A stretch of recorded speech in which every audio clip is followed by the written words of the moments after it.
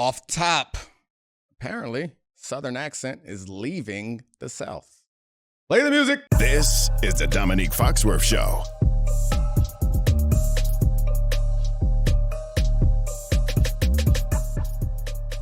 What up, Charlie? Yeah, it's an article I read. It was just talking about how people in the South are using the Southern drawl less and less. And it's not because of social media, which is what you would have guessed. They said it's because of migration. A lot more people are migrating from the North to the South. In the past, it was the other direction. Non-regional diction. I love a good Southern drawl. I love all accents, pretty much. What's your favorite accent? Probably Australian. Oh, yeah, I thought you were going to say Boston. Yeah, how about just the Baltimore? Just give me a Delco accent. Oh man, the best. Have you ever seen the thing? It's like a viral video where they get a guy to say Aaron irons 8 urns or something like that, and it's just because I never talk like that, but people from Baltimore like earn. I'll show it to you. Maybe we can cut it in. Is it legal to cut it in? Earn. All right, football. We got a little football to talk about before we get to Wosny Lambre and before we get to Roses and Thorns. What's up, Charlie? I am interested in the Kansas City Chiefs to start. They're playing the Chargers this weekend, the much maligned Chargers, and the Chiefs are 5-1. But their offense has looked a tad bit constipated. That is incredibly frustrating when you have Patrick Mahomes as your quarterback, and to not have an exciting, fun offense with him, despite having the best defense of his career. And they played the Vikings. They played the Broncos who gave up 70 points. And we keep looking for the get-right spot. Do you think that this weekend is the get-right spot for the Chiefs offense? Yeah, that's where I don't think the Chiefs need to get right.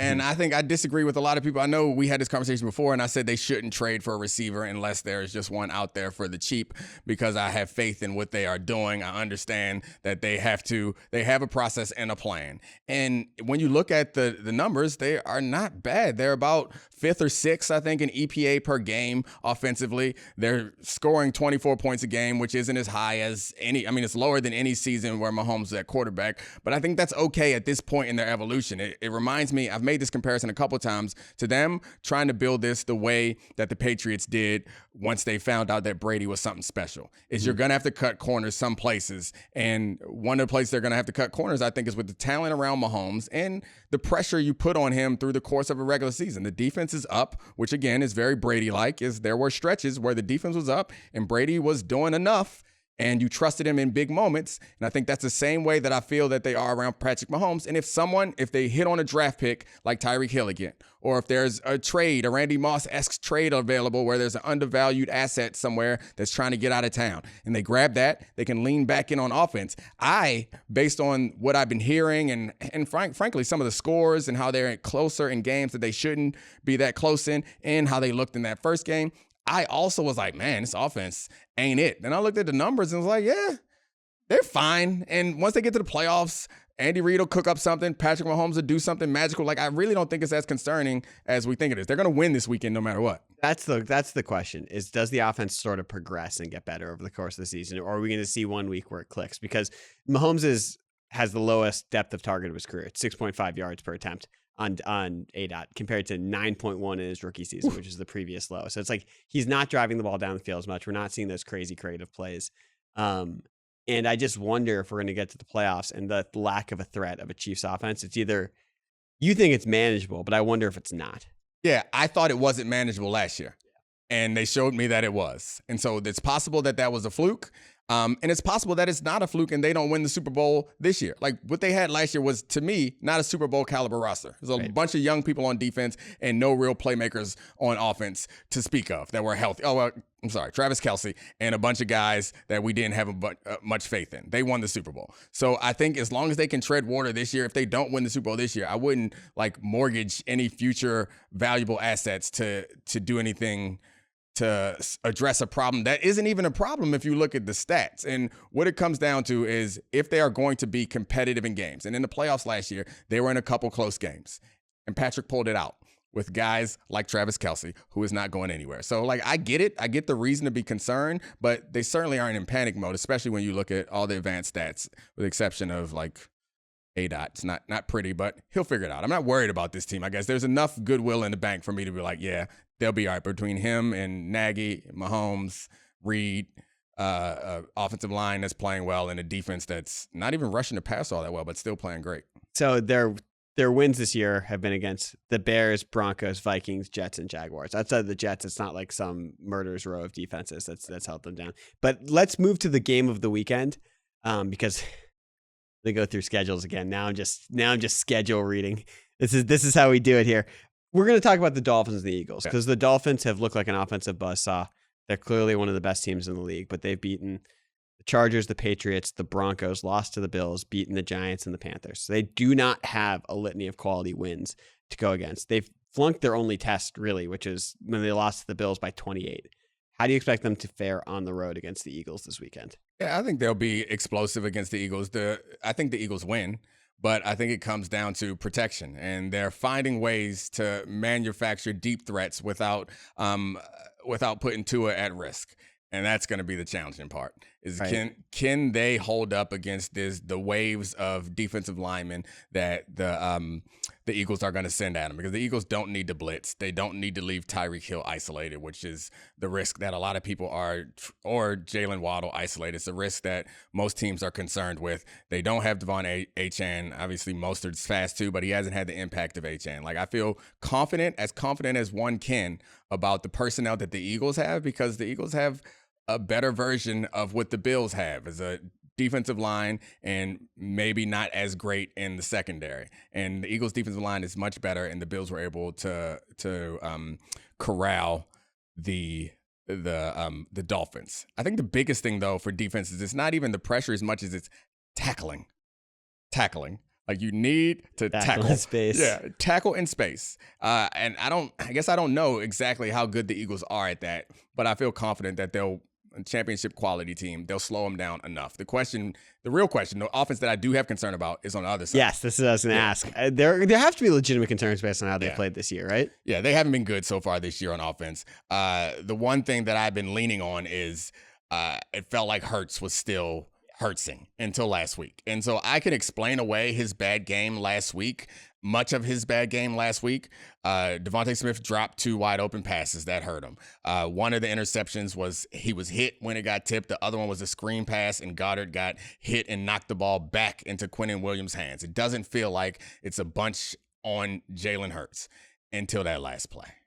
That was really gross, and that's something that you don't expect. It's not a mistake that you expect from a player like him. All players are going to make dumb errors, but I think the problem is they don't feel consistent offensively, and a lot of it comes down to they are limiting their offense by not doing as much design quarterback run as they did last year. And the other thing about it is last year it felt like a really equal opportunity offense when they're giving the ball to AJ, Devontae, Dallas Goedert all around, and this year it seems like it's like AJ. Let's feed the ball to AJ. And I don't have a problem with that, because every time they throw it to AJ, he appears to catch it and run with it. And like I mentioned, you can make that criticism over the course of the entire season. But I watched and rewatched this game in particular, and you can't. He was amazing in that game. He was unbelievable. Yeah, you can't make that criticism in the last game against the Jets, because 1, AJ was balling, and 2, as I mentioned before, Goddard dropped a ball that got intercepted, and they dropped 2 passes. It's not like he wasn't giving y'all chances, and Swift made a great catch and bounced off somebody and made a touchdown. So, like, I don't know. I fall back on this a lot when there's teams that have proven it to me that I feel confident that they'll do it well. I think the questions about missing Shane Steichen are accurate and reasonable to be concerned about at this point. But what gives me confidence in them is Jalen Hurts has shown through the course of this season that he has the ability to make out of structure amazing plays, which is what you're going to need at some point in the playoffs when things are not working out. You're going to need your quarterback to be special. He's done that through the course of this season, even when he's not consistently hitting the proper check down and making the right decisions or holding the ball too long. The last thing I want to ask you before we bring in Woz. Flag football's coming to the Olympics in 2028. Can you make the UK team? Just if you decide right now, you'll be what, 44 years old? 45 years old? I'm 40 now. 2028, 5 years from now? Yeah, I'll be 45. Yeah. Well, can you make the UK flag football team? So I was born on a military base in can we get you dual citizenship in time? England. So I'm only an American citizen because it was an American military base. But for the sake of this discussion. Hell no. Probably. I don't know. Wosny was really fun. We taped it before. You guys, we need to get to Wosny because it was a lot of fun. Let's do it. I don't think I can. I might pop something. But The Achilles will be they're gone. they're really bad at football. That's They're exactly my cats. point. And that's the And point. just for is the like, sake of the conversation, you're British. I think that I could, I guess, just because can they even throw over there? They don't do nothing but kick. I in business school, a lot of international. It was where it first hit me that nobody throws in any sports. All of the you must have gotten to business school and realized how unathletic normal people were. Oh, it wasn't even that, but yeah. But like even all Americans grow up playing catch. Yeah. Like I guess like in some Latin American countries and like Japan, baseball's big. Everywhere else they play soccer. You ask them to throw something and they look so confused. Anyway, I don't know if this is getting used or not, but Definitely should. One of our producers, Kevin, you should see he throws like a British person. get him in here. All right, should we talk to Woz? Let's do it. All right, now bringing in Wosny Lambre, friend of the show. I would say he was my friend, but we was in New York together. Me and Charlie out there gallivanting in New York. Gallivanting. We were gallivanting around the town. Wosny, also in New York. I hit him up. Man wasn't down to vant. Listen. I first of all, let's get this correct. I reached out to Domonique on Thursday about Monday and Tuesday, possibly maybe working out. He reached back to me on Tuesday. You're damn right. That's how you vant, baby. and said, yo, where we at? I'm like, Domonique, that's not how this works. That's an amazing response from Domonique. Normally he would just hit you with nothing on the Tuesday. No. I would say no. So I misunderstood the plan. I thought it was kind of like, I'm there, I'm open, let's get, and we'll figure it out there. But it was it was like, I need to schedule this in advance. I think of Wosny as like younger and cooler than me and like moving, so like I don't think he's the type of guy that need to schedule a week in advance like I do. But anyway, I forgive you. I am when I'm not in New York. When I'm in LA, I'm definitely more like that. But in New York, there's just way more constraints on my time between family and loved ones. And How have you like changed? That. You're LA Wosny now? You're different? Are you a new person?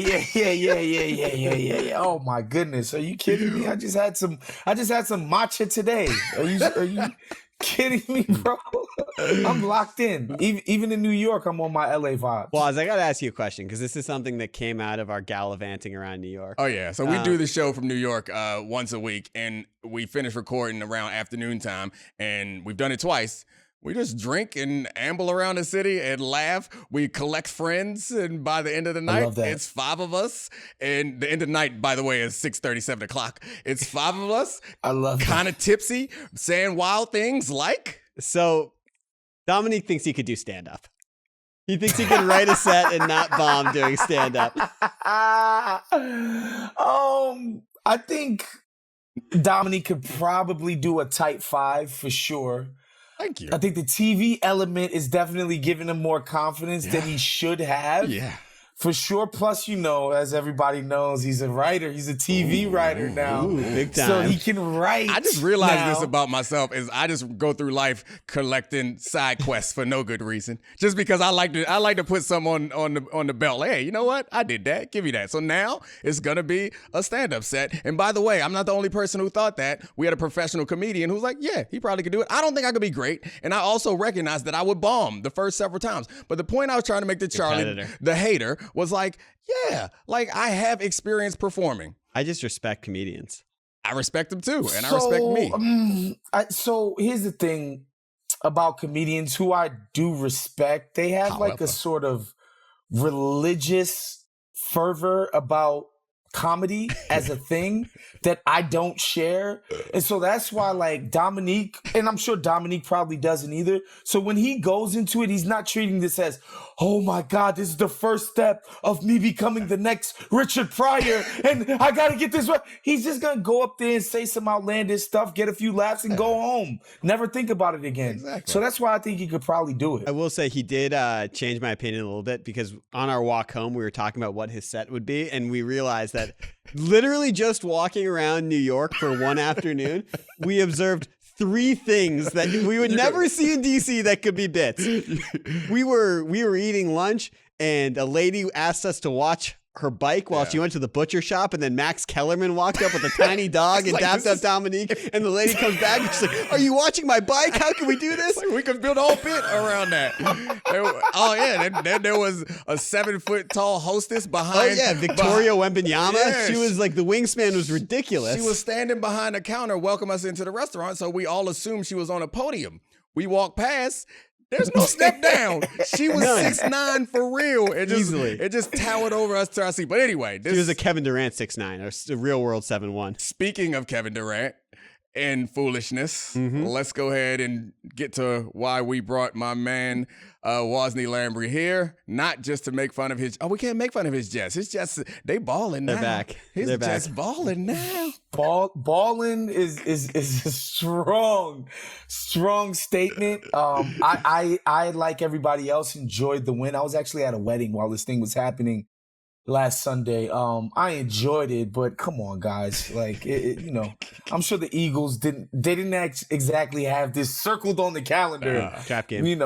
Win is a win, baby. Win is a win. It's the NFL, so we'll take it. All right, let's do some NBA. So, as Domonique has said many times, I'm addicted to drafting. I love drafting things, and we've got Woz here, and we are on the precipice of the NBA season, which should be an interesting and fun regular season. So, what are we going to do? We're going to draft NBA storylines, the things that we're most interested in. We'll each pick 3 storylines, snake draft style. Woz has the first pick. I'll take the second pick because Domonique was really upset last week that he didn't have the third pick, so he could have the snake draft. And so, Woz, you're on the clock. The number 1 storyline you're looking forward to during this NBA season. For me, it's the Phoenix Suns, regular season wise, because the other 4 top teams that we all agree are the upper crust of the league, that being Milwaukee, Boston, and of course the NBA champion Denver Nuggets. I think all of us kind of know what we're going to get out of those teams during the regular season. Like, they're going to be above 50 wins. A couple of them probably might get into the upper 50s, if not, grace of 60. But the Suns and all this talent and all this money they've spent to assemble the talent, we're not exactly sure how this thing is going to coalesce. So that's the thing I'm going to be watching most closely, because they have a great chance to, do something special in the postseason because they are that talented, especially at the top. And we don't know how it's going to look, because of the addition of Bradley Beal and Nurkic and the rest of the crew that they brought in. And so the Suns, for me, are what's going to be most interesting, especially coming out the gate for the regular season. Like it, Bradley Beal, Charlie's boy. He's a DC guy. Well, he's not a DC guy, but he played. He's in the perfect situation now. Yeah, I know this is going to be a Beal insult. Go ahead, finish it up. No, he's a natural-born third option. He's an elite third option. There you go. There it is. The man hates him because he didn't take his team to a championship. There's nothing wrong with being a third option, and he'll be great in that role. I mean, I think that, I'm not going to sit here and let you bash Bradley any longer. That's not bashing It is him. bashing. Calling somebody a third. Anyway. I'm sorry, I just think that, I mean, he is a third option on that team, but like the suggesting, you mean it in a pejorative way. We all know it. But anyway, James Worthy's a Hall of Famer. The point that I was, what's exciting about this team to me is, as good as Durant has been through the course of his career, it felt like Devin Booker took a step in the playoffs last year. Devin Booker became somebody else that I think people thought that he might have the potential to be sooner, and thought that it was there to see him do that. So I'm excited for this season for the Suns to see what they become, but also to see if we get that playoff version of Devin Booker. Like, I can't even say if it was a fluke. It certainly wasn't a fluke. It seemed like it was part of the progression. It seems real. And I want to see him matched up in big games against big players throughout the course of this season, and especially when we get to the playoffs. Yeah, I mean, I kind of like, there was those 2 games when Booker and Durant were scoring 40 points against the Nuggets, and there's like is this just going to be completely unstoppable? And so like I keep looking at the West, and it's a bloodbath, and I have no real concept of who to trust, who not to trust after the Nuggets. And I just end up like sort of floating back to the Suns, being like, I can be shocked if this is just like a 56-win team when we look up at the start of the playoffs. The roster's ridiculous. I mean, 56 is a lot because Durant's not playing that many games, but okay. No, I think the only question mark, as Domonique just alluded to, is the injury question. Devin Booker has been a guy who's missed a lot of time muscle injuries, right? Which are notoriously sort of reoccurring and nagging type of injuries. Of course, we know about KD and his struggles with injuries in the past couple of years. And even Bradley Beal, he hasn't exactly been, Cal Ripken Jr. over here. You feel me? So, like, I think the injury question is exactly. The injury question is a pertinent one, but when these guys are on the court, I expect them to be a dominant offensive machine, if not, necessarily a credible defensive one. But again, and like you guys mentioned, Devin Booker is going to be the one kind of steering this ship. They don't have a point guard. They don't need a point guard, but between Devin Booker and Bradley Beal and their, prowess with the ball handling, pick and roll operation, there's going to be plenty of great offense going on this year in Phoenix. And so I look forward to just seeing how it looks. I totally agree. And it's interesting that both Beal and Booker are guys who got given the keys to run a ton of pick and roll when their teams didn't have point guards in the past. They both have had that semi-point guard role. Yeah. We need a clock on this draft. Okay, you want me to go? I mean, as the Bradley Beal of this show, like, I'm really not supposed to be steering the ship, but I'll go to my pick. And you know what? I'm gonna take the low hanging fruit. The thing I'm most excited for this NBA season is I want to see what Victor Wembanyama looks like on an NBA court. Ooh, and we got the foremost rookie hater. The number on one the hater. Show. He's not a Wemby hater. He's just a rookie hater. Teeter. Kind of a Wemby hater too.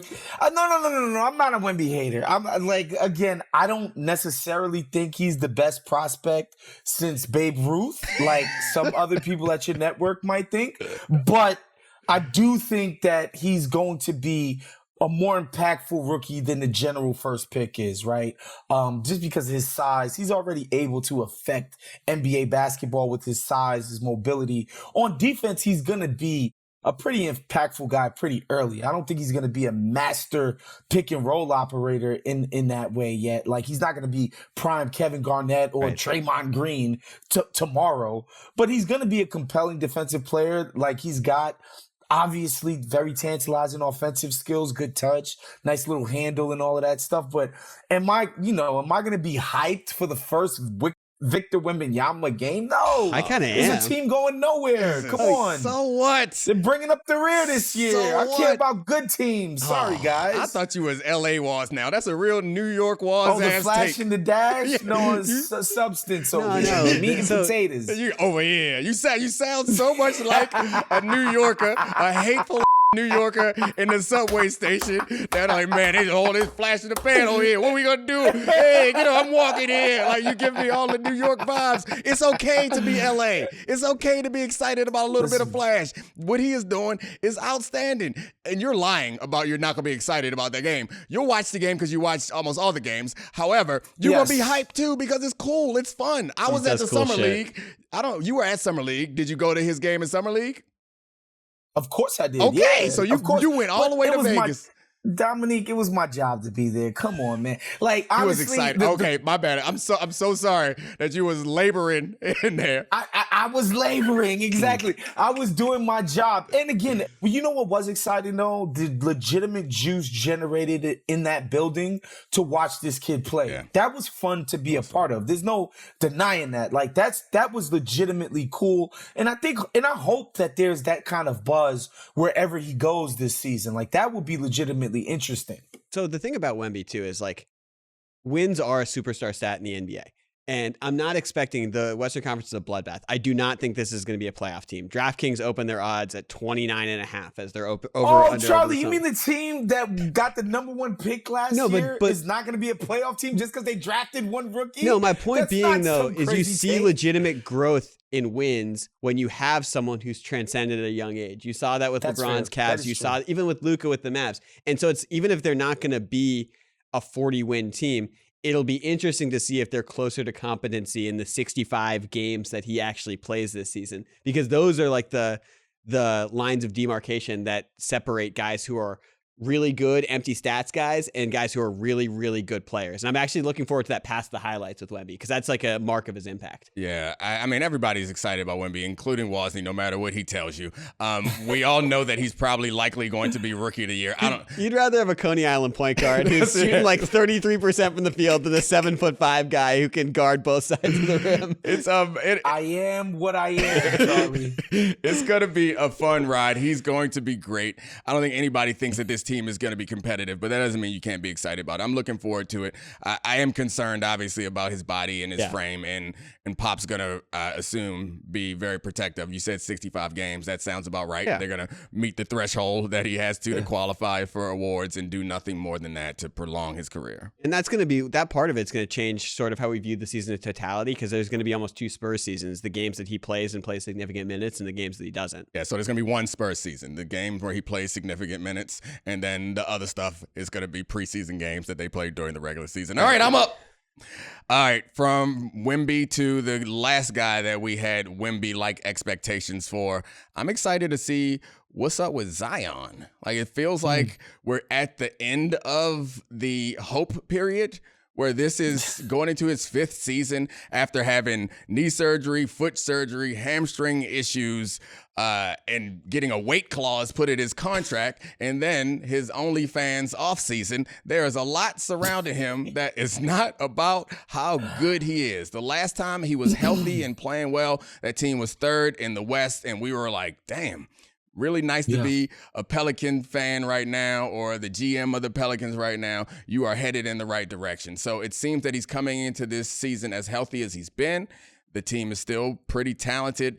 Obviously, the West is loaded. So I'm excited to see this, like, Zion on his kind of last hope to me. Because if he gets injured this year, if it doesn't work out this year, I'm selling my Zion stock. What do you think, Wosny? Yeah, I tend to agree, especially on the injury front. I think people want to see him at least play 3/4, 2/3 of a season here.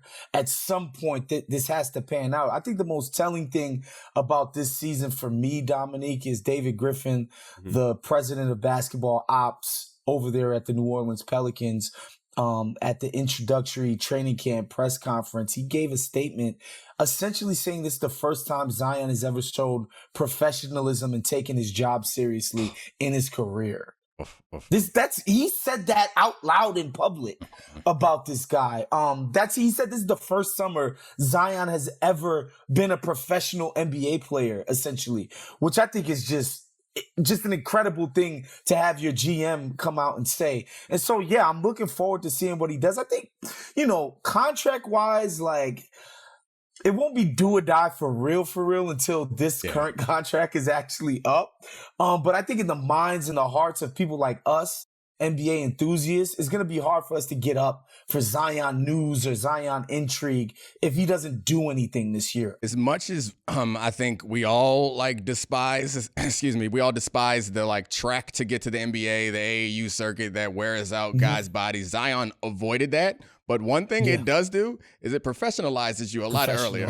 People. And one thing that Zion seemed like the country boy from South Carolina who hit the scene in Duke, and then 1 year later looks like he's going to be the next poster child of the NBA. Some of the things that have happened off the court suggest that it's a country boy from South Carolina thrown into the spotlight. So, I think it's fair to be critical of a professional.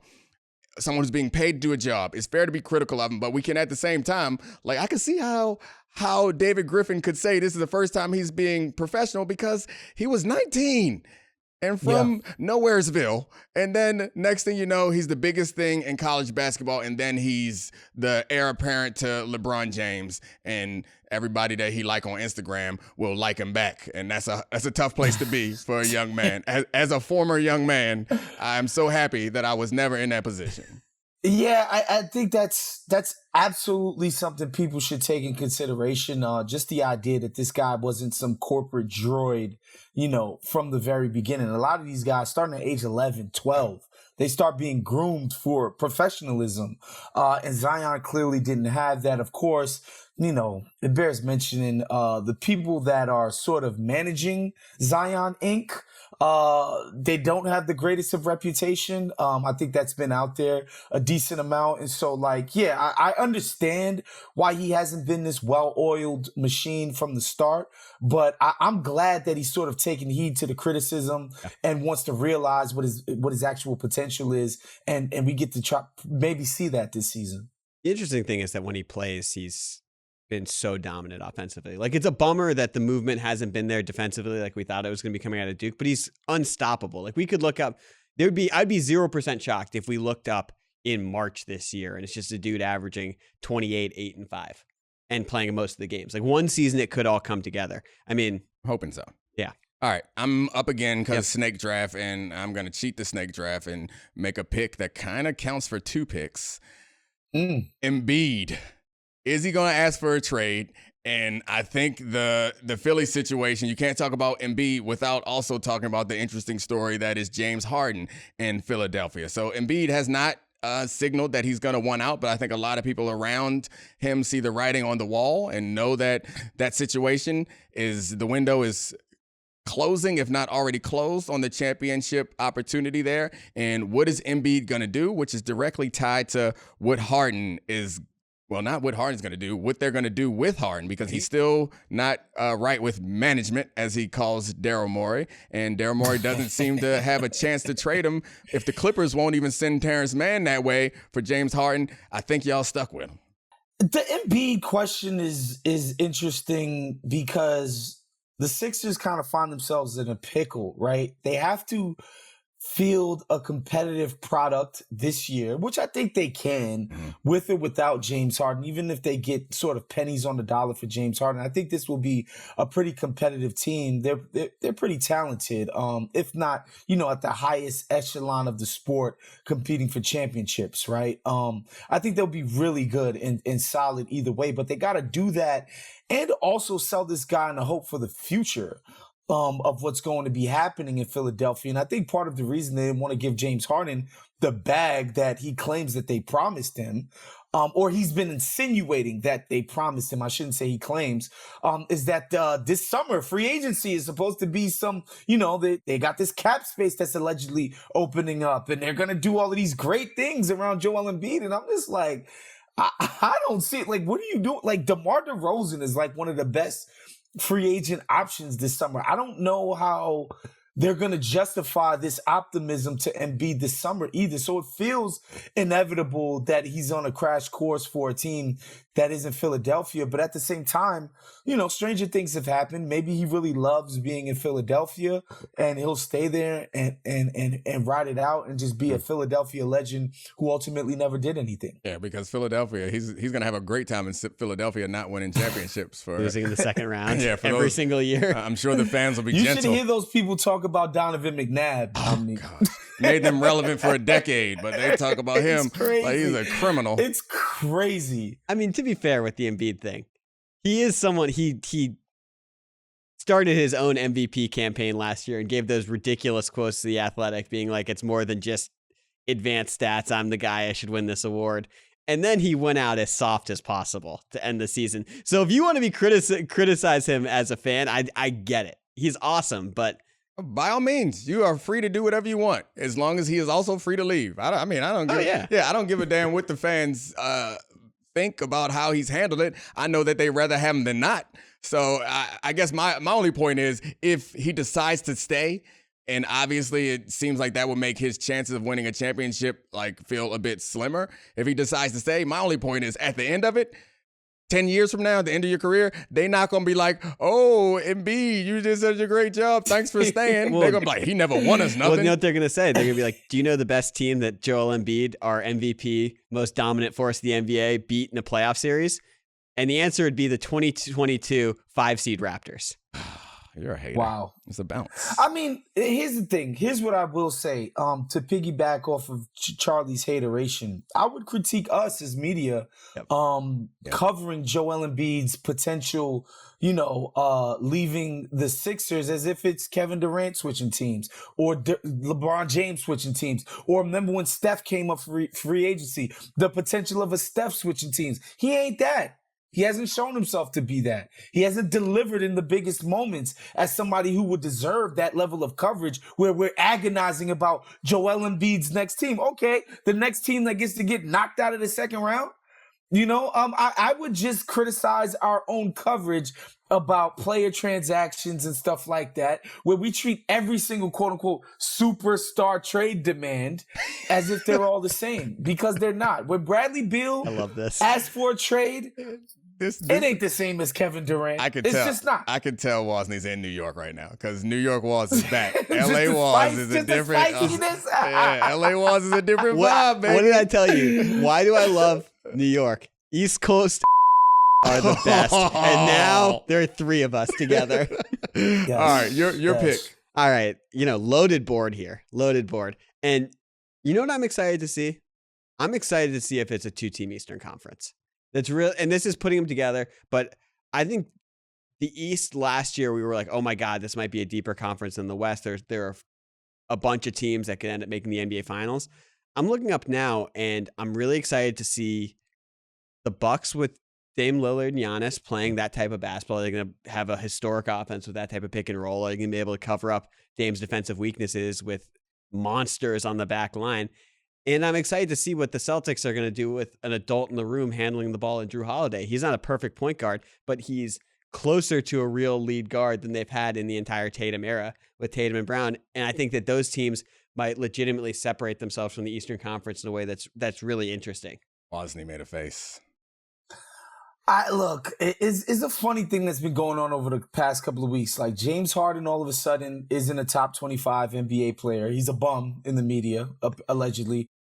And Drew Holiday is now a mixture of freaking Tiny Archibald and Isaiah Thomas and Magic. It's absurd what we've made Drew Holiday into, particularly what he does on offense. Now, he's made some pretty big plays in the playoffs for the Bucks, most of them being on the defensive end, and they were clutch. I think clutch defense counts as well, but some of his decision-making and offensive play in the playoffs the last 2 to 3 years at times has been close to unwatchable, seriously. And you mix that into the problems that the Celtics have had in the playoffs on that side of the floor, and this idea that Drew Holiday is not going to be some insanely amazing boon to what they've been doing in the past, I'm quite frankly not buying it. It's not just Charlie, guys, just so you guys know. You go on any of the smart people that put together these projections and, all kinds of weird names like Raptor and blah, blah, blah. Like, everybody's projecting Boston to be the best team in the NBA this year. And I think their talent would suggest that. But watching them play, watching their actual guys play, being the best, I don't think anybody's elevated by what Boston has been brought in. Well, and part of that is that Boston has always played a brand of basketball that just beats the models. Like, it was the team a couple years ago when, like, the second half of the season when they made the finals, when they were like a historically great team based on the analytics that did not totally show up in the playoffs. So they're always going to be overrated by those models. But it's also just an upgrade at the guard position. It's not just that he's not. So that's the thing. Is my point is that and Porzingis Porzingis matters. Him being healthy matters as, I guess, the new anchor of the defense and another offensive weapon. That they can have. Him staying healthy matters. But my point is, I have no concern about how good the Celtics are going to be in the regular season. No concern about that. The concern for the Celtics comes down to exactly what you were saying. And I don't know what to call this particular bias, but it's like, I remember when things have changed now, but when I was getting ready for the draft process, a lot of agents was telling their clients they should cut their hair because they would judge you in a certain way. I feel like a lot of that we get the Marcus Smart. The perception is that Marcus Smart is like some wild man because he plays defense aggressively and his hair is green, and that Drew Holiday is an upgrade as far as decision making. No. You're not watching Celtics games because Marcus Smart was a green light guy. He would see Jason Tatum and Jaylen Brown hijack possessions. He'd be like, "All right, my turn." It's a different type of decision making. When Marcus Smart was doing that, he was seeing Jaylen Brown get stripped and Jason Tatum take step back threes. So the decision that Marcus Smart was making was not Marcus Smart saying, I'm the man. It's him looking around and saying, nobody want to grab their sack and take over this game. I'm going to do it. So my point is, him doing that with green hair makes you believe that he's some kind of crazy, reckless person. I think you're gaslighting me. And I can't believe you're turning me into gaslighting me into a dog. I'm not talking about you. I'm not talking about Smart. you. As Wosny said, it's a lot of people out there. I'm not saying it's you. I apologize if you are personalized this. I'm saying in general that a lot of people are looking at Jrue Holiday and assuming that he makes better end of game decisions because he looks like a guy who makes better end of game decisions. He don't. He does. He don't. He has not shown that in the playoffs, which is where it matters. Say about that. And more importantly, Charlie, why I'm skeptical of the Celtics and their playoff prowess and everybody is that took me a minute to get to Wall's level. I feel good now. This is where I belong. I'm sorry, Wall. I love it. I threw that in there on purpose. I appreciate it. Is that Dame and Giannis make each other better? Yes, and that was the first part of my point that their team is going to be. Jason Tatum better. Jason Tatum don't make him better. Their weaknesses. Jaylen Brown ain't making Jrue Holiday better. He ain't making Porzingis better. Porzingis ain't making him better. I don't think these pieces play together in a way that's better.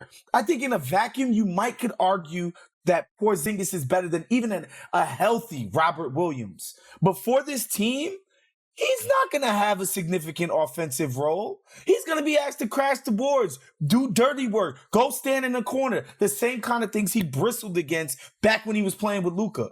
And so when people say, oh, they've upgraded the talent and all, I'm like, it's not going to actually look like that when it matters. It's still going to, Jason Tatum's still going to have to beat people one-on-one. He's still going to have to be their primary playmaker. I think at the end of games. To the point that you're making, Wosny, is I think that they got some puzzle pieces that don't fit perfectly, and I don't have a ton of confidence that Joe Mazzulla is the guy that's going to figure out how to make these fit. And I fully acknowledge that me and my football brain may not be able to see how perfectly these pieces fit together, but it doesn't seem obvious to me, and I don't trust that Joe Mazzulla going to figure it out. I have a question for you guys. You know what the Bucks' offensive rating was without Jrue Holiday? For the entire time. We doing regular season stats? It's 107. With him, it was around 120. So, like, the concept that he can't make a wing better, he can help make a wing better because he did it with Giannis. Not saying Jason Tatum's Giannis. Also, the other part about this playoff thing is if Jason Tatum didn't step on someone's foot in the first 90 seconds of Game 7 of the Eastern Conference Finals, oh my Lord, they're like. The Heat. Okay. My point. Okay, you might be right, Charlie. My point is, we've had this conversation before. I know that you agree with me that playoff basketball is more different than regular season basketball than any other sport where it's playoff to regular season. Okay, of course. So you pointing to these regular season stats is not helping the argument when we're making the point that over the last 2 seasons, the problem with the Celtics has been who's going to handle the ball and make decisions at the end of the game. Of course. Jrue Holiday threw an alley-oop to Giannis. And we are extrapolating that out to saying, you know what? He going to make all the decisions. And they going to be right. It's not even just that, but it's specific to the Celtics. Again, because I got into a huge fight with my co-host Justin Verrier on our last podcast. Not a real fight, but just a sports fight. Yeah. And he's like, well, they were just 1 game away from the finals. I'm like, they went down 3-0 to the Heat. A team that the freaking Nuggets manhandled and mauled. They curb stomped these fools. The Celtics went down 3-0 to these guys. What are we doing with this team in the playoffs? Do you not remember they were on the brink of extinction? Jason Tatum was like 1 for 13. He made 4 threes in the fourth quarter against the Sixers, saved their season. This is what they were on the brink of. You can make that Game 7 argument. I can make that damn Philly argument. They barely got out of there. No, it was nasty. Thank God for Joel Embiid and James Harden. That's how they got out of there. Because we got a 3 for 11 out of James Harden instead of his classic 2 for 11. I wanted to, because all of this is coming back to the fact that you guys disagree that are they going to be a top 2 team in the East? Do you think the Celtics will be a top? 100%. Okay, then my point stands. Conference finals too. Okay. My draft pick was that they're a top 2 team in the East. So they're gonna have a great chance of going to the finals. Well, we talking about something else more interesting. I feel like we ganged up on you last episode too. We gotta have Wosny on more often. I like this. What did we jump you about last time? Well, apparently this now I don't trust people with long hair. This is where it was the green part. It wasn't you. Yes. It was generally. I feel like that's the vibe. It's like and I get it. Marcus Smart gives off a bit of an aggressive, erratic vibe. Put it like this. Could you ever see Marcus Smart working on the players committee for the Players Association? No. If somebody told you Drew Holiday was doing that, you'd be like, hell yeah, put Drew up there. Get up there. He gonna do that. He's gonna have his tie nice and tight. It's gonna look great. But I mean, to be fair, they put Kyrie on the NBAPA, so it's that just completely collapses my argument. But it was honestly. a good point. I defend my guy Marcus Smart because I watched all of not all of the game, but I watched plenty of games and I saw what was happening. I also was like, what are you doing, Marcus? But then I saw how everybody else was shriveling in the moment, and I recognized in Marcus, it's like, man, ain't nobody gonna do it. I'm gonna be the hero. And that's the type of delusional confidence that I like as a cornerback. I like Marcus Smart. Maybe he can backpedal. This is a team, again, and we can get off of this. This is a team whose fortunes in the playoffs relied on Marcus Smart and Al Horford making threes. That's it. That was the difference between them. And again, and can I make my last pick? Yeah, go ahead. Please do. My last pick is the Nuggets. It's the disrespect, the idea that we would play a playoffs tomorrow and anybody would trust the Celtics more than the Nuggets tomorrow is absolutely insane. It flies in the face of all of the evidence we've seen from these Nuggets. Specifically, last time we saw them, they were losing to a damn good, borderline juggernaut Laker team, in the playoffs. Then finally, when they got all their guys back, they absolutely dominated everybody that was put in front of them in the playoffs. Okay? And I got to hear about, the matchups, the this. But the Celtics get the heat, can't do anything. All of a sudden, they're great because they got Kristaps Porzingis. It's nuts. The Nuggets, when it comes to the playoffs, like the idea that you think somebody's going to beat those guys 4 times to me, you got to give me something. Jamal Murray was hurt for the beginning of last season, right? This is 2 seasons ago. Last season. He was coming off of the ACL. But he wasn't fully recovery. back. And I'm looking at the real GM, the players that they lost. They lost Bruce Brown. Yeah. Jeff Green. That's about it. And they are bringing back that dominant, because you're right. Yeah, the best player in the world, and there's a bigger gap between him than anyone we've seen since when Steph and LeBron are at their peak. And they didn't have a close series. There was not a series that they seemed threatened or challenged. Yeah, it was. They were not challenged at a single point in the whole playoffs. People got to make this make sense. And what I was railing about yesterday when I had to talk about this, it's like, when you look at Joel Embiid's when you look at Nikola Jokic's performances, literally, you want to go whatever, game score, any of those all-in-one stats of playoff performances. We're talking about Michael Jordan offensive performances. We're talking about greatest of all time offensive performances damn near every time he plays. And then I got to hear about the likes of Jaylen Brown and the rest of those jokers in Boston as the best team in the NBA now. Come on, guys. The only difference is that it's a 2-team conference in the East, and there are 11 teams that think that there can be contenders in the West, which is just makes the path more difficult. I mean, the Jokic thing is ridiculous. Every time he's on the floor, they basically have the best offense in NBA history. If you go by the advanced numbers of that, he's that dominant. That's what we saw with 15 and 16 with Steph. And it's like guys like that are incredibly rare. And it's like, it's why we did a podcast over the summer being like, are we sort of forgetting that Jokic is on track to be a top 5 center in NBA history? And we talked all the way through it. And it's like, it is very much on the table. He's been that dominant, and there's no signs of him slowing down. And then there's still plenty of time in his career. And we determined that his style of play is one that will age well because it's already old. That's 100% facts. I think if anything, maybe, he might get hurt or whatever, injuries, but the way that he plays is going to be unaffected for a long time. And again, Charlie, you mentioned it. When the offense is dominant, not simply great, dominant, all it takes is competent defense. They don't got to go out and be world beaters on defense. They just have to merely be competent. Some level of resistance where it's not some layup line or open three-pointers like it's a three-point contest all game long, and they're going to get results. So that's why I'm just like, people, like, Very was like, oh, they're not a cut above the Celtics. I'm like, the hell they ain't? Are you kidding me?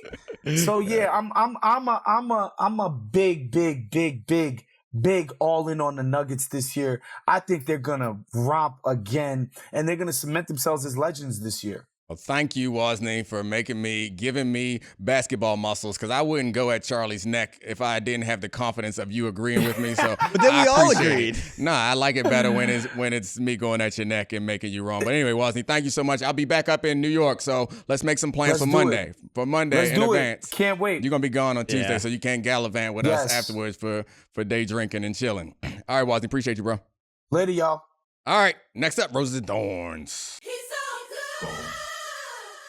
How has Domonique been lately? Bad or good? Let's find out. This is Roses and Thorns. All right, time for your favorite segment with my favorite person, Roses and Thorns, with my wife, Ashley Foxworth. Hey, happy Halloween. I see you got the theme going. It's not even Halloween yet, but you already got witch earrings. And you're kind of in costume, too. I'm not in costume. You look like a witch. No, you're not dressed like a witch, but you look like you got like a Jacqueline Onassis, Blacklyn Onassis sweater thing happening right now. Because I'm classy, gosh darn it. Yes. Thank you. I'm so shocked that you got a gosh darn it there right there. You're such a cusser. I'm getting so adult-like and able to restrain myself. I think a while ago you suggested that we do first date questions, and so I took you up on that offer, and I brought a list of first date questions. Question. Yeah. Do you remember our first date? I think so. What was it? I think our first date was at that gala, right? Honestly. Or so when I was thinking that, okay, go ahead. Okay, Or was our first date was ESPN Zone? See, here's the thing. I'm not even going to play him. When I was thinking, like, I'm going to ask him if he remembers our first date, I was like, which one was it? I don't know, because they were really close in time. Yeah. I think we always said it was the ESPN Zone. Okay.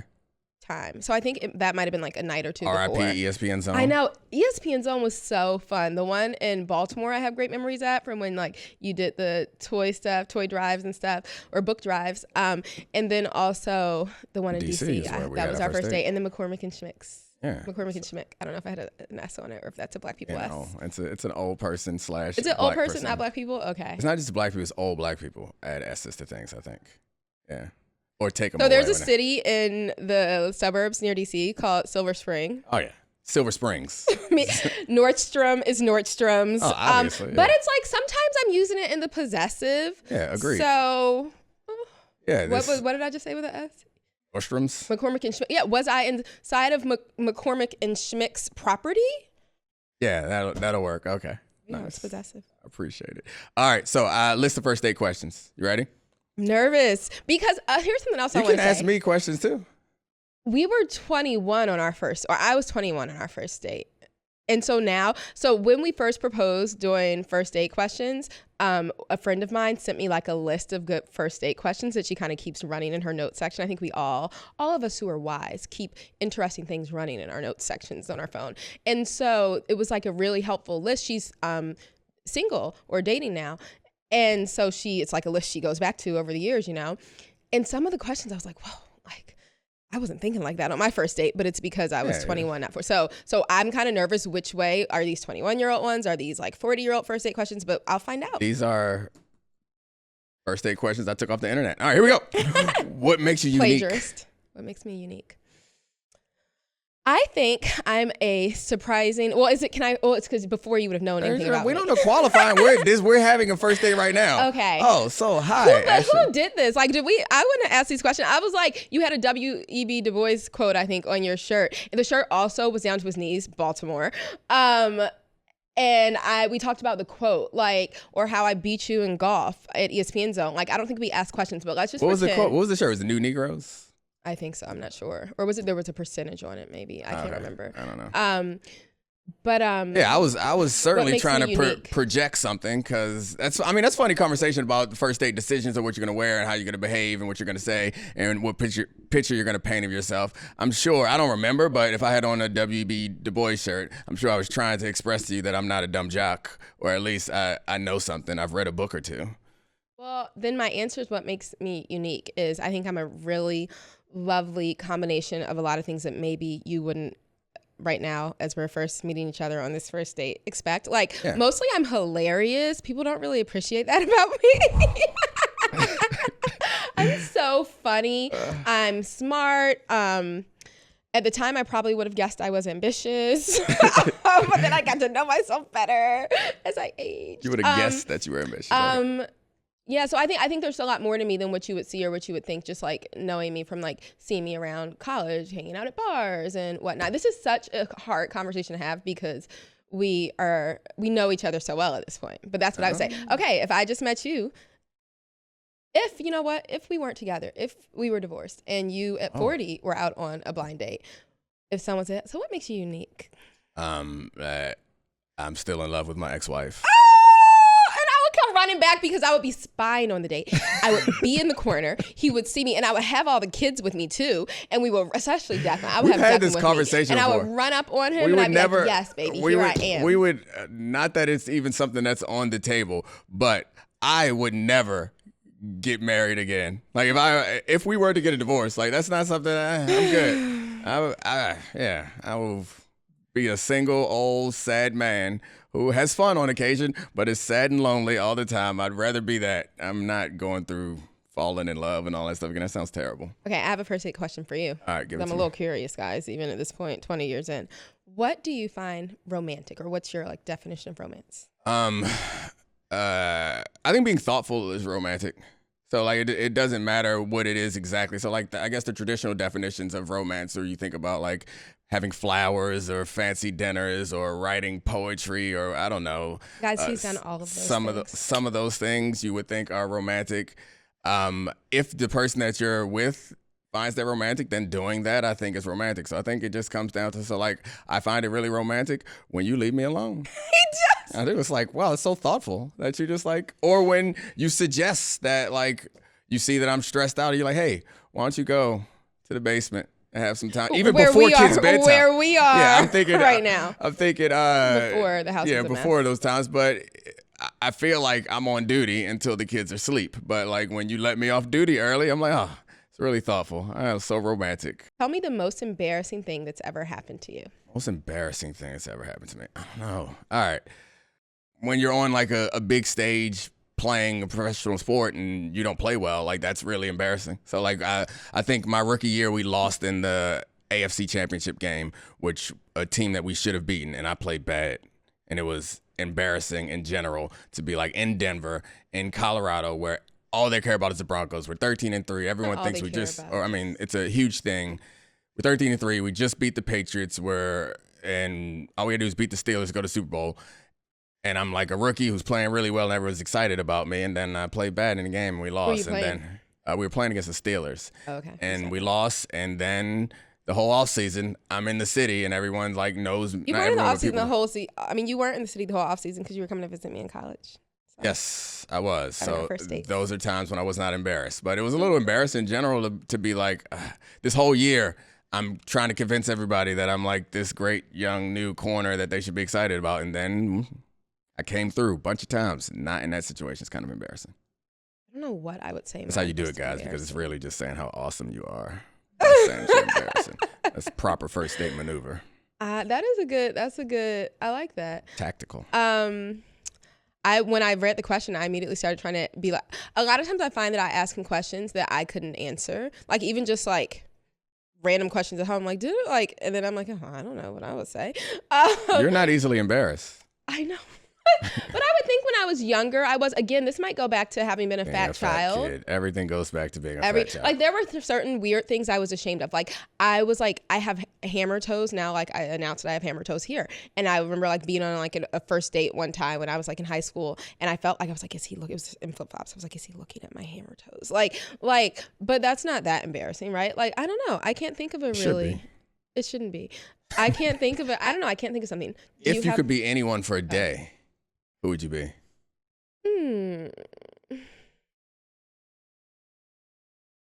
Part of me wants to say Oprah because I really like her, but I don't know. I feel like there's a more thoughtful answer to that. I don't know either. I know it's easy for me. I'd be you for a day. I was gonna say you, and then I said, "Oh no, that sounds stressful." Yesterday he was kind of grumpy when the girls were with him in his room, and I was cooking a late dinner, and I was drinking my sangria. I was singing. I wasn't worried about nothing, including what time dinner was going to get to the table. Yeah, man, you feel soup awesome. has to simmer. You can't rush it. And then Declan came down, and apparently Declan had been told to shower, but instead he was in his Halloween costume. And Domonique and Declan, I was taking a video of him because he was being funny. And Domonique comes out of the room. Have you had your shower yet? And Declan said, "Ooh, I wonder what's wrong with him. Work must be hard right now." I said, "Yeah, baby, it must be." It's not work. It's that I told him to take a shower 12 times. I said, "Yeah, baby, it must be work." So yeah, I thought about you. That was the first thing that came to mind. And then I said, "Nope, don't want to do that." I'm going to just stick with Oprah because she's goals. Why not? And she don't got no kids to worry about. She's living the life, but only for one day. Then I'll go back to my babies. Sure. Okay, here's a question for you. What's something, and this I feel like you probably would have then and still now have a different but equally thoughtful answer for just because of the type of person you are. What's something you want to learn or get better at? Yeah. I like learning. Really into it. This is a good question. What would you answer to that? Now I would like to get back to reading more. And I say that, and obviously I could go home tonight and pick up a book, but like when I'm laying in bed tired, once the kids are asleep, will I pick up a book or will I turn on Netflix? Probably turn on Netflix. But I just feel like there's so many, recently even, I've been reading a lot of different opinion pieces about the war in the Middle East, and trying to read like both sides' perspectives. And so that's not even like a book, but just reading more articles, reading like thoughtful essays, sharing them with friends. That's something that I wish I could do more of, because I think like particularly in this instance, reading kind of things on both sides, is reading generally is so nice to like open up your mind to other people's perspectives on things. Like expose yourself to diverse, I don't know, I guess media is helpful, at least for me in my work. Like I find that the more football stuff that I focus in on, the less original my thoughts and opinions get and the less interesting I think I am. So like I just picked up a new book that was recommended to me called Evil Geniuses that I only read the first couple chapters and I already feel like just exercising a different part of your brain is helpful. How often do you finish books that you pick up? Yeah. So rare to actually finish books. But he starts so many, guys. He is so well read in like a first chapter. Oh, I'll get a couple of chapters in. But I'm ambitious. I tried to learn about physics and quantum physics this summer, and it made for a real tough trip to Vegas. I just thought of one that was funny, but it was kind of inappropriate. Yeah. Sure, get better at it. By all means. No one's standing in the way. Please. Absolutely. It's like I'm so comfortable with you, but we've been married so long, and like you've always been like someone who takes the lead in that situation. And so I think I should get better at being more adventurous. But you can cut all that out. Okay, I have one more question. Speaking of that, what if this were, we can pretend this was the first date where like I don't know anything about you. What would you say to me if I asked you on a first date? So what do you find sexy? And not romantic sexy. I would say intelligence. And he's going to leave out big ass. Okay, all right. I mean, I'm on a date with you. Why the hell would I say, you know what? I love I'd be like, okay, let me go home now. Yeah, you set it up that way. You said you're on a first date with me, and I asked you this question. Okay, what would you say? Realistically, it's like I'm joking. I would be like, yes. You can find multiple things sexy or attractive, but I do find intelligence attractive. Like any woman that I've ever like taken more seriously have all been like intelligent women. It's something that I find very attractive, even better than big butts. All JDs. Yeah, they all were. And see, people look at girls who date athletes like we have a type. He's the one that had a type. I did have a type, and I got the best available. No, I don't know about that. I definitely don't hit all of your marks, but I'm glad you love me anyway. Anytime someone tells me that my butt's getting bigger, I'm just like, I know. Like anytime Domonique, because he likes butts, anytime he likes my butt, I know it means that I'm just getting fat. That's the only time. You know, you said I like butts. Like I'm the only person who likes butts. Everybody likes butts. No, I didn't. Some people don't. No, those are not people. Some people don't. I remember you telling me about a friend who was like, no, I like him small. Yeah. And I was like, let me meet this gentleman perhaps. Good luck. He might like me only if I don't gain weight, which happens. It happens. Sad. Are these good relationship questions? Do you think you learned a lot more about me? Or good first date questions? Do you think this would have helped get to know each other better on the first date? I don't know. Like, luckily, I think we had the benefit of being long distance for a while. Like, before our first date, we were like, for like a year at that point, we were talking like, not DMs, not texts, IM mostly. And eventually, I remember at one point, my roommate had given him actually my IM AOL Instant Messenger name. And I was like, oh my God, you gave him my personal information? Okay. He'd asked her for it. And obviously now, thank you. I'm so grateful you shared that with him. But eventually, one time, like, I wanted to shut off my IM because people were messaging me and I was annoyed with it. She had a big butt. So I wanted him to have my sidekick number, which was like for texting, but I didn't have phone minutes. So I was like, oh my God, okay. Phone minutes. I was like, We're old. I was like, I'm going to give him, this is a really big step. I was like, you know what? I want to keep talking to you, but I want to sign off IM. Here is my sidekick number. You may text me. But do not call it because it does not have minutes. And then I remember eventually I was like, okay, you know what? I'm going to give you my cell phone number. Like, and this was like a very gradual process. And then it was like, okay, well, I have a week off and I'm going to come in town. I was like, I will meet you at PG Plaza. Like, it was very, very, very, very slow. Like, the first time. I don't remember any of this. I mean, I remember this process, but I don't remember any of these steps. Like, these are stages for you where it was just like, oh, okay. Yeah. And these memories for me are at Maryland. So that is why last week was Maryland's homecoming and we went. Like, I feel like that is half the reason I love Maryland. Well, I don't care if they win or lose football games. I love Maryland so much because it brought this man into my life. Too bad we're coming to the end. We can't talk about our time at homecoming and how you awkwardly talked to my ex-girlfriend for longer than is a reasonable amount of time to talk to my college girlfriend. You're so sweet. I really like her. And we're out. Thank you, Ashley, for joining us. Thank you, Charlie, as usual. Appreciate Wosny Lambre for showing up for the team. And also appreciate our great producers, Serafina, Kevin, Brian. And I guess Charlie gets the producer credit also, I guess. And, of course, Podville, our beloved studio. You're the best. We love you. Thanks. Bye. This is the Domonique Foxworth Show.